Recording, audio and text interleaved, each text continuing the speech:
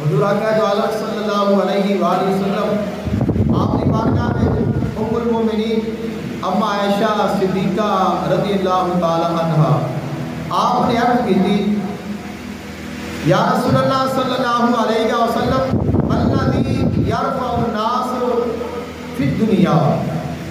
اللہ تعالیٰ دنیا میں لوگوں کیویں بلند کرتا ہے، دنیا دے وچ لوگوں اللہ کیویں بلندی عطا کرتا ہے، دنیا دے وچ انسان دے بلند ہون دا سبب کیا ہے، کون سی ایسی چیز ہے جس دے نال انسان دنیا وچ بلند ہو سکتا ہے، اونچا ہو سکتا ہے، شان پا سکتا ہے، مقام پا سکتا ہے، فضیلت پا سکتا ہے۔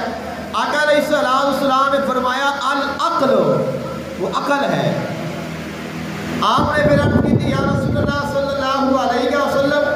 مَلَّذِي تَرْفَعُهُ فِي الْآخِرَةِ، یا رسول اللہ آخرت میں کیڑی چیز ہے جس دے نال انسان بلند مقام پاتا ہے؟ آپ نے فرمایا وہ عقل ہے۔ یعنی دنیا دے وچ بھی بلندی پانی ہے، مقام پانا ہے، مرتبہ پانا ہے، عزت پانی ہے، وہ عقل دے نال ہے، اور آخرت دے نال بھی اگر مقام و مرتبہ پانا ہے تو وہ عقل دے نال ہے۔ عقل جو ہے یہ بہت بڑی چیز ہے، بہت بڑی عطا ہے، اور عقل جہی ہے، غور اور فکر جہاں ہے یہ اللہ تعالیٰ نے بڑا پسند ہے۔ اور قرآن مجید فرقان حمید دیاں بہت ساریاں آیات نے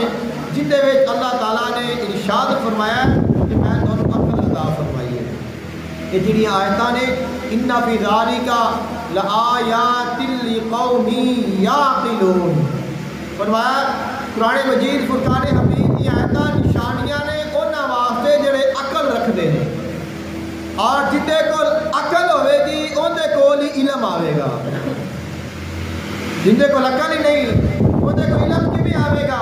اور خالق کائنات نے فرمایا انما یخشی اللہ من عبادہ العلماء، اللہ تعالیٰ دے کول صرف وہ ڈرتا ہے جتے کول علم ہے۔ تو علم ہے تو خالق کائنات کی پہچان ہے، اور پھر ہی اللہ تعالیٰ دے کول ڈرے گا، ان دل میں خشیت ہوئے گی، خوف ہوئے گا، یا ان دل میں محبت ہوئے گی۔ پتہ ہی نہیں کہ اللہ کون ہے، تو خوف اور امید اور پیار اور عقیدت کا کتھوں آ جائے گی۔ اور فرمایا وَتِلْكَ الْأَمْثَالُ نَضْرِبُهَا لِلنَّاسِ وَمَا يَعْقِلُهَا إِلَّا الْعَالِمُونَ، اے جڑیاں قرآن مجید فرقان حمید ہے اساں اندے وچ مثالاں بیان کرنے ہیں انساناں دے واسطے، اور انہاں دی سمجھ اونوں آنی ہے جنوں علم عطا کیتا گیا ہے۔ علم اندے کول ہی ہوتا ہے کہ جس کو اللہ تعالیٰ نے عقل عطا کی ہوئے۔ تو عقل جو ہے اس کو استعمال کر کے